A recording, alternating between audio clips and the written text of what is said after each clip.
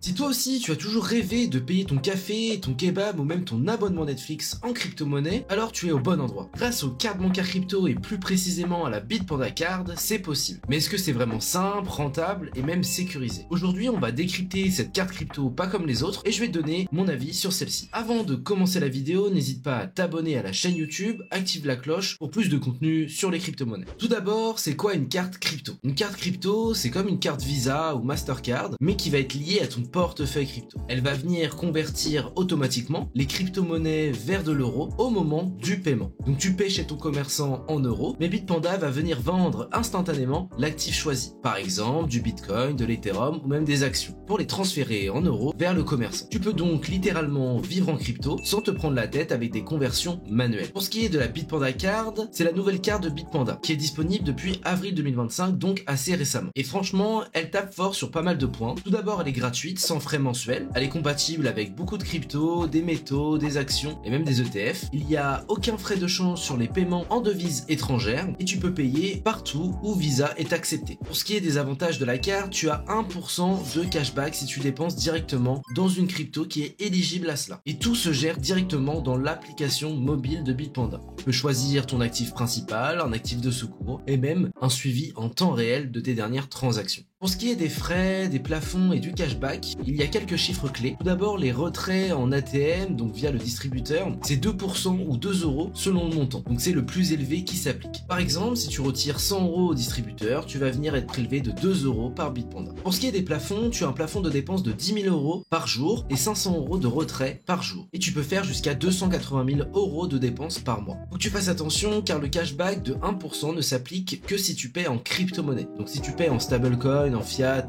etc., ça ne va pas s'appliquer. Il y a aussi pas de cashback sur certains marchands, par exemple les impôts, l'essence ou même des transferts d'argent que tu peux faire. Comme je te l'ai dit précédemment, tu peux suivre toutes tes transactions et récompenses directement sur l'application Bitpanda mobile avec des alertes en temps réel. Pour ce qui est de la sécurité et de la fiabilité, Bitpanda est assez sécure sur pas mal de points. Tout d'abord, ils ont le 3D Secure pour les paiements en ligne, un système anti-fraude donné par Visa et tu peux bloquer et débloquer ta carte bancaire à tout moment via l'application. Et si tu perds ta carte ou si tu te la fais voler, tu as une carte de remplacement pour 5,90 €. Si toi aussi tu veux profiter de la carte bancaire Bitpanda, tu peux directement te créer un compte dans la description. Tu auras un petit formulaire pour valider ton identité. Ensuite, tu peux faire un premier dépôt d'une centaine d'euros et faire tes premiers achats en crypto-monnaie directement sur la plateforme. Une fois que ces conditions seront remplies, tu pourras accéder à la partie carte bancaire et venir commander ta carte bancaire directement sur l'application mobile. Pour ce qui est de mon avis et ses limites, personnellement, je pense que la Bitpanda Card, elle coche presque toutes les cases, mais il y a quand même quelques limites. Tout d'abord, il n'y a pas de cashback si tu n'utilises pas de crypto. Donc il faut absolument utiliser des crypto-monnaies pour être éligible à cela. Ensuite, tu as l'aspect fiscalité, car en France, chaque paiement, c'est une cession imposable, donc un impôt potentiel. Donc par exemple, si tu fais un achat de 10 euros chez ton commerçant, Bitpanda va venir échanger tes Ethereum contre des euros. Donc imaginons, tu avais acheté de l'Ethereum pour 7 euros, maintenant il en vaut 10. Avec ces 10 euros, tu vas venir acheter ton article, donc il va avoir une cession d'Ethereum vers de l'euro. Et dans la théorie, la loi française te demande de calculer ta plus-value imposable. Donc ça veut dire que tu vas devoir récupérer ton prix d'achat, donc par exemple 7 euros dans ce cas-ci, calculer jusqu'à 10 euros, donc tu as 3 euros de plus-value, et sur ces 3 euros, tu vas devoir venir payer la flat tax de 30% sur ce montant-là. Donc bien évidemment, ça c'est un point assez négatif. C'est pour ça que moi j'utilise la carte bancaire seulement sur des grosses transactions, comme ça me fait moins de transactions à déclarer, mais c'est vrai que pour un usage quotidien, c'est peut-être un petit peu un point négatif sur cela. Donc pour conclure, est-ce que cette carte c'est un mythe ou une réalité?